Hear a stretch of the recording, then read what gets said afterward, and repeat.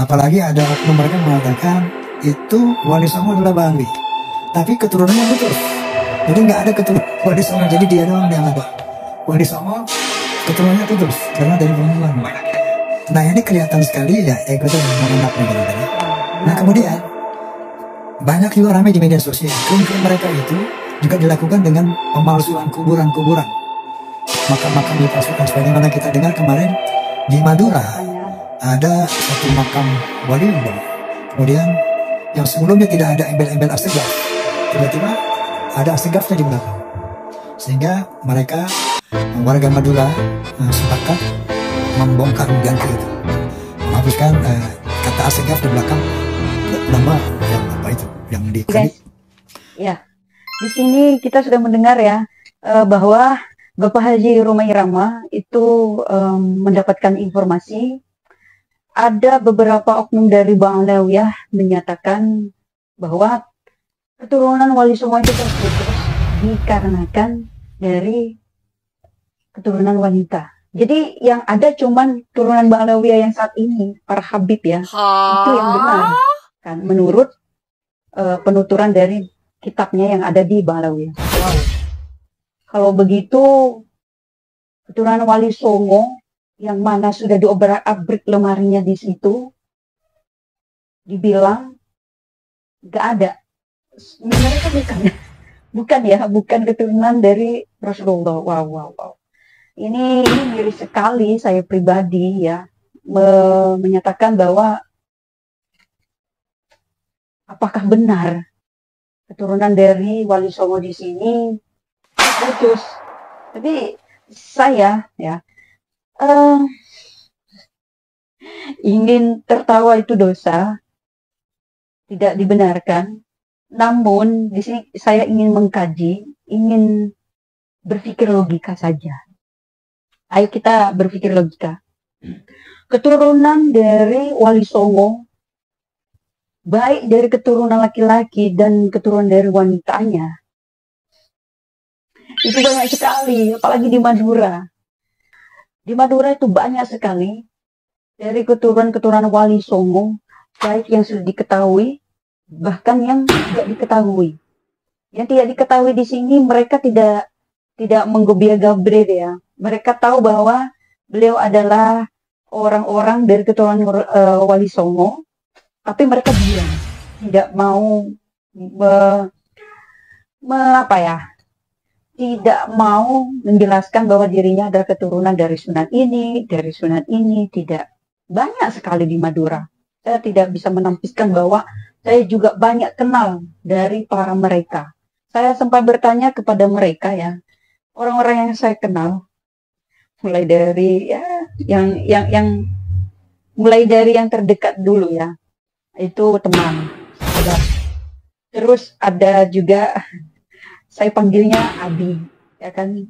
Itu kalau teman saya itu dari keturunan Sunan Gunung Jati. Kalau Abi yang saya maksud ini dari keturunan Sunan Derajat. Bahkan ada yang saya kenal dari keturunan Sunan Ampel, Sunan Giri, Sunan Kalijaga. Itu dari beberapa yang saya kenal. Saya bertanya kepada mereka, oleh ini habaib ini menyatakan bahwa anda ini bukan keturunan dari Rasulullah dan keturunan dari Wali Songo saat ini terputus.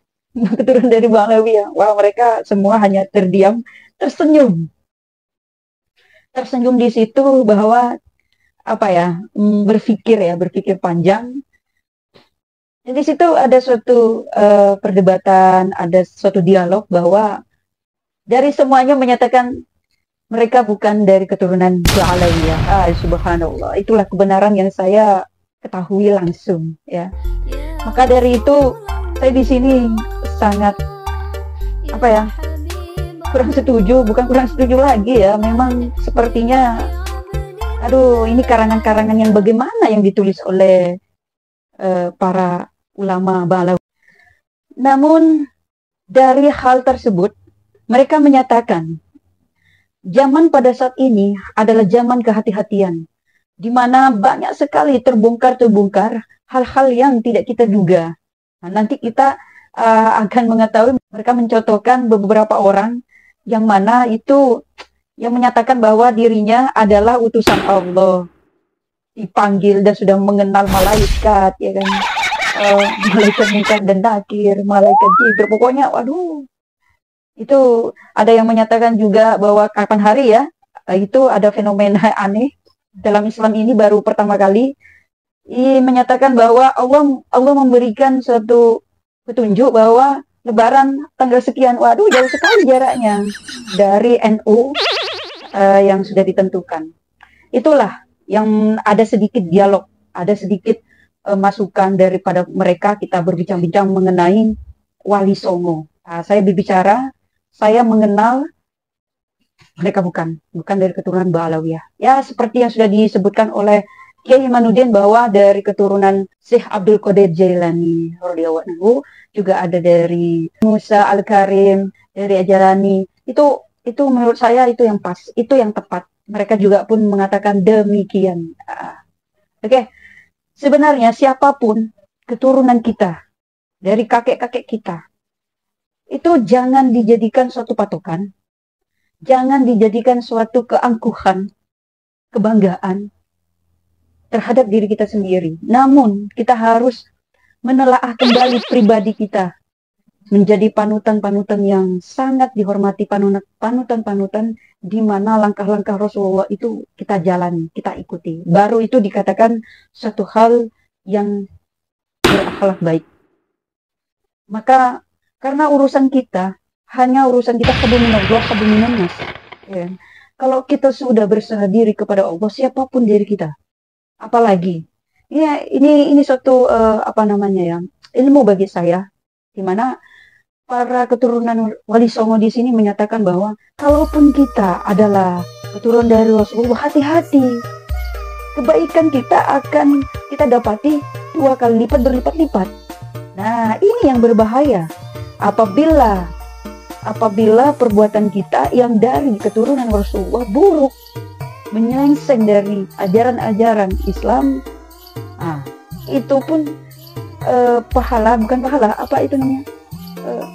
yang didapatkannya, keburukan itu berlipat-lipat, siksaannya juga berlipat-lipat kelak kalau sudah dipanggil oleh Allah Subhanahu wa Ta'ala. Kita petik nasihat-nasihat yang ada, di mana siapapun keturunan kita, baik dari keturunan Rasulullah, dari keturunan orang biasa, maka perbaiki diri kita. Karena apa? Kalau di zamannya Rasulullah itu kita berperang dengan bangsa-bangsa yang memerangi Islam. Tapi kalau pada saat ini kita berperang pada hati kita. Jauhi hati kita dari rasa dengki, sombong, dari rasa nafsu setan. Itu kita harus hindari. Ya, itu yang penting. Karena kalau kita sudah dipanggil oleh Allah Subhanahu wa Ta'ala, hanyalah amal yang kita bawa ke sana. Hanyalah amal yang akan dipertanyakan. Sedekah, amal ibadah, sedekah, dan perbuatan-perbuatan baik kita. Hanya itu. Kita petik yang baik-baik saja. Karena ya kembali lagi, siapapun diri kita, dengan sendirinya orang akan memuliakan, bahkan mencemooh kita itu terhadap kita sendiri karena perbuatan akhlak dari kita pribadi. Oke, salam ya. Salam bagi para keturunan Rasulullah, dan salam bagi keturunan orang biasa. Sama saja di hadapan Allah, sama saja. Kita kembali ke fitrah. Setuju? Insyaallah. Ayo kita beristighfar sebentar. Astagfirullahaladzim. Polemik ini akan membongkar ataupun menjelaskan apa yang sudah tidak kita ketahui dan yang sudah kita ketahui. Kita lanjut ya. Sejauh apa pengetahuan Kiai tentang pemalsuan kuburan ini? Oke, mengenai kuburan yang palsu di Madura ya, kita lihat apa penjelasan dari Kiai Mat. Pemalsuan kuburan itu bagi klan yang ingin merebut kesejarahan sebuah bangsa itu penting. Bagi sebuah klan yang tidak punya sejarah masa lalu, leluhurnya yang mati di medan perang, penting untuk bagi mereka sekarang untuk merebut kesejarahan sebuah bangsa, untuk membuat makam-makam palsu, kemudian diberikan sejarah bahwa makam ini adalah makam seorang pejuang yang mati di medan perang. Penting. Nah, di Indonesia ini bahwa saya orang Madura. saya juga terkejut sebenarnya bahwa banyak sekali ada kuburan-kuburan pemalsuan kuburan yang menyatakan dari ini. Wow. Itu apa tujuannya dan maksudnya? Kan seperti itu ya guys ya. Miris, bagi saya pribadi itu miris. Namun itulah, sepandai-pandainya tupai melompat dia akan jatuh juga. Sama seperti pepatah di mana bangkai-bangkai yang ditutupi serapat-rapatnya pasti akan tercium. Insya Allah guys. Namun kita kembali lagi. Apa tujuannya dan apa yang dimaksud dari oknum-oknum Ba'alawiyah di sini? Apa ya? Berbuat demikian. Pemalsuan nama, pemalsuan kuburan. Kalau secara hukum, ini secara hukum guys. Nah, hukum di Indonesia memalsukan nama saja di penjara. Tapi bagi yang hidup ya pemalsuan nama. Ini yang sudah wafat sekalipun dipalsukan. Wow, luar biasa. Begitu beraninya oknum tersebut ya. Tapi guys ya, kalau memang yang sudah kita dengar pembahasan yang tadi itu ya, kalau memang itu terbantahkan atau ada dari keturunan Ba'alawiyah tidak terima dengan fakta-fakta yang ada, maka ayo silahkan ditanggapi, silahkan dijawab supaya kita tidak pro dan kontra. Karena di sini banyak sekali pendukung Kiai Imanuddin dan juga banyak sekali pendukung dari Ba'alawiyah. Jadi supaya pendukung dari Kiai Imanuddin ini paham, dan juga dari pendukung dari Kiai dari Ba'alawiyah, dari para Habib ya, para keturunan Ba'alawiyah itu juga mengetahui, oh ini benar, berarti saya tidak salah membela Ba'alawiyah. Nah seperti itu. Kita harus menjelaskan dengan detail.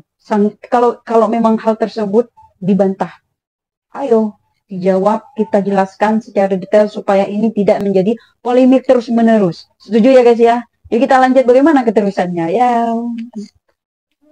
Tunggu bab berikutnya ya guys, sabar. Jangan lupa subscribe, like, and comment.